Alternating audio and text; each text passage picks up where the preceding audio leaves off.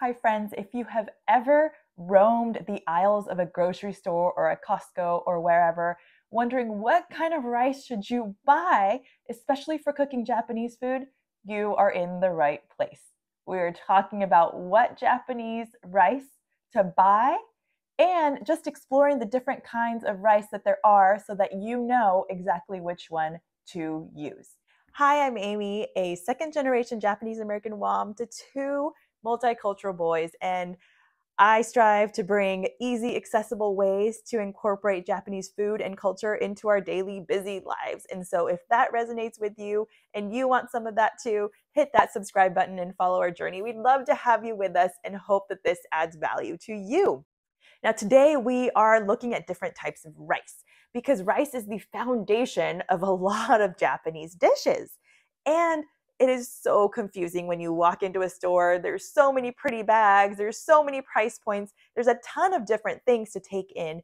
So I want to share with you the things that I have learned. And at the end, we will explore which ones I actually use in our home and why we have picked those.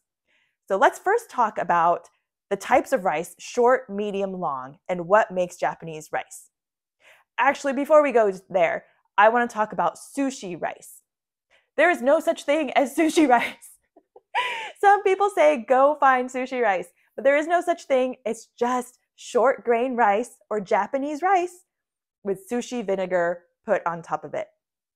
If you want to know about sushi vinegar, I have a video that I made comparing different kinds of sushi vinegar, and I will link that in the description, so go check that out afterwards.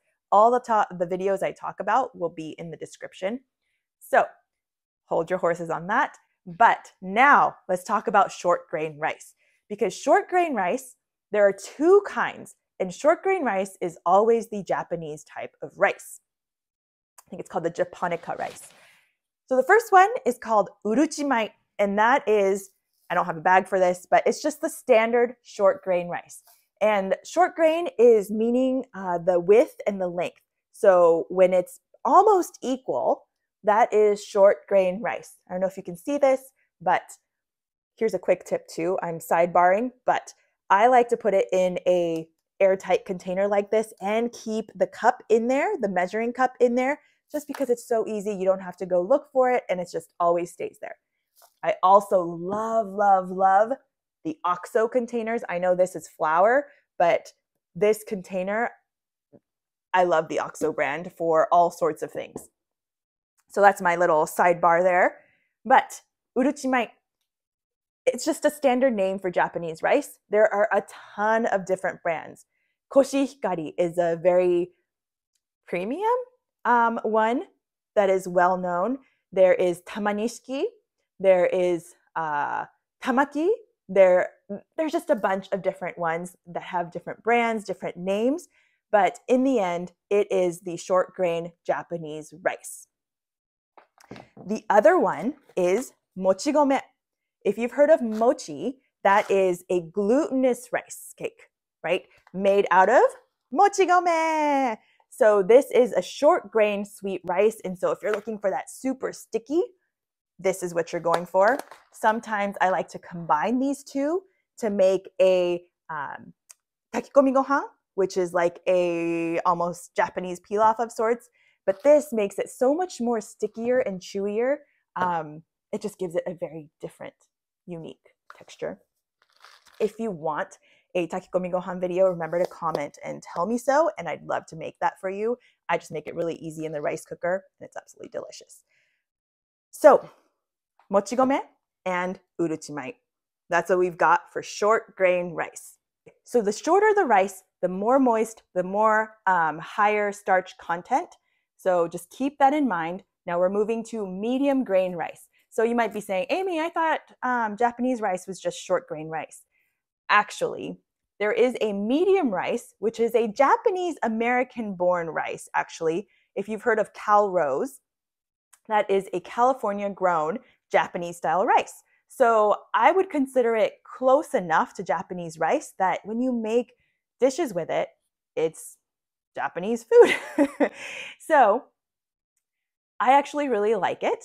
It is a lot more affordable because, one, it's grown in California. You don't have the import and all that kind of stuff. And it's widely accessible in most grocery stores. Let's go into some of the brands of that. If you've heard of Calrose, Kokuho Rose, Nishiki, those are all medium grain Japanese rices. And are they good?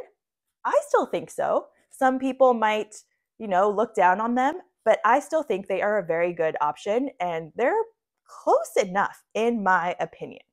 I'd love to know what you have in your home, short, long, medium, brand. Tell me it all. I'd love to know. Just talk about other kinds of medium grain rice. So arborio rice is another type of medium grain rice, and that is used for risotto in Italian cuisine. And also bomba rice is a medium grain rice. It is used in paella. So there are other kinds of medium grain rice. Short grain rice, remember, was just Japanese rice. Medium grain, you start getting different kinds. So you can't just look at medium grain rice and go buy it because there are different kinds for different cuisines. And also long grain rice. So that is where you get into the jasmine rice, which is used for a lot of Chinese, Thai, different Asian cuisines. And then basmati rice is a very popular rice used in India for Indian cuisines. And so you get the longer, thinner rice.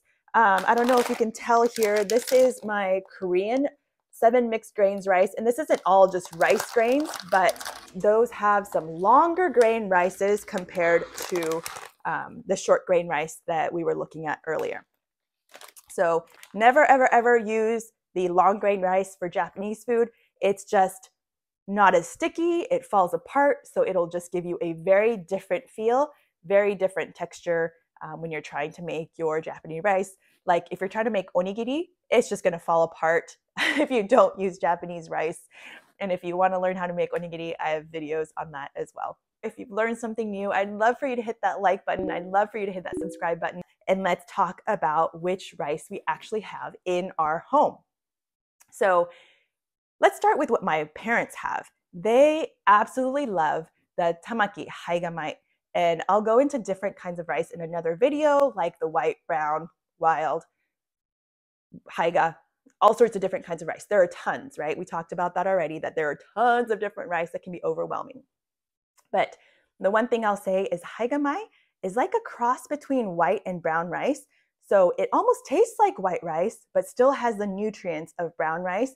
And so they love it. It's much more expensive, but they stock up when it's on sale and they have that as their main rice. And trust me, I love eating at their house and I think it's delicious, but it is hard for me to pay that price when I have a household of big eaters. My boys are big eaters. I like to eat. My husband likes to eat. So I go with more affordable options and splurge when things go on sale. So what do I do? My favorites are still the short grain Japanese rices, but I look for deals. And if there's a tamanishiki, that is one that I have gotten a lot of times. It's the yellow bag. And then I also shop those medium grain rices because just like I told you, it is pretty darn close to that short grain rice Japanese texture, but a lot more affordable. So they even have it at Costco. So I buy the big old bags at Costco of Kokuho Rose or Nishiki. Like this brown rice was not a Costco, but I have gotten this one. This is a brown rice 15 pounder, and this is a medium grain rice, but we do have this in our home. I think this was actually a koshihikari. I don't have the bag anymore, but it is the white rice. And as I showed you before, I have the mochi rice, and I also have this mixed grain rice. I don't have any jasmine rice or basmati rice or anything on hand right now. I don't cook with that very often. But another brown rice that I love is called tsukoyaka genmai. It is easier to cook than standard brown rice. It cooks kind of like white rice, but has that brown rice texture and nutrition. There are also hacks or tips in how I wash my rice. I'd love to know if you wash your rice and how much you wash your rice, because this is another topic of conversation. But if you want to check out some of the ways that I wash my rice or the ways that I talked about washing rice, check out this short that I just made. It is a lot to talk about rice. There are tons of things we can talk about. So if you have any requests, feel free to drop in the comments. And go check out my other rice videos. Japanese dishes playlist is in the description. Join that conversation with me.